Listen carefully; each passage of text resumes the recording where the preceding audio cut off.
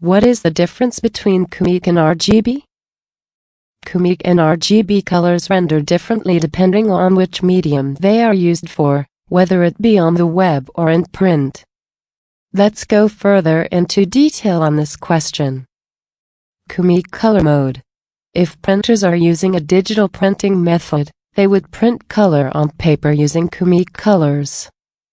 This is a 4-color mode that utilizes the colors cyan, magenta, yellow and black in various amounts to create all of the necessary colors when printing images. It is a subtractive process, which means that each additional unique color means more light is removed, or absorbed, to create colors. When the first 3 colors are added together, the result is not pure black, but rather a very dark brown. The K color, or black, is used to completely remove light from the printed picture, which is why the eye perceives the color as black. RGB color mode. RGB is the color scheme that is associated with electronic displays, such as QWERTY, LCD monitors, digital cameras and scanners.